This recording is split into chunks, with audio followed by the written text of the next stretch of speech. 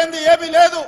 ఇవాళ నేను మీ స్టాళ్ళు చూసిన, మీ నైపుణ్యం చూసిన, మీ కష్టం చూసిన, మీ మార్కెటింగ్ చూసిన, మీ ఆడబిడ్డలందరితోని సంఘాలతోని సభ్యులతో నేను మాట్లాడినా. వాళ్ళతో మాట్లాడక నాకు ఒక మాట అర్థమైంది. మీరెంత మంచి ఉత్పత్తి చేసినా మీకు అమ్ముకోవడానికి ఒక మంచి వ్యాపార కేంద్రం లేదు. ఇవాళ రేపు బట్టలు షాపింగ్ మాల్స్ చెన్నై మాలు, ఆ మాలు, ఈ మాల్ అని పెద్ద పెద్ద లైట్లు పెట్టి వాళ్ళు అమ్ముకుంటారు. కానీ మా ఆడబిడ్డలు అమ్మాలంటే ఎక్కడ ఏమీ లేదు.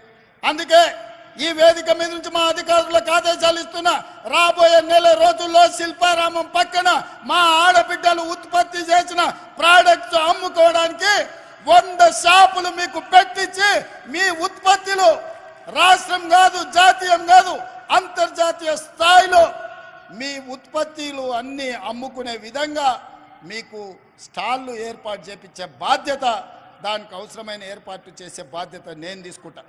నెల రోజులు తిరిగే లోపల శిల్పారామం పక్కన మా మహాలక్ష్మి గ్రూప్లకు స్టాళ్ళు ఉంటాయి.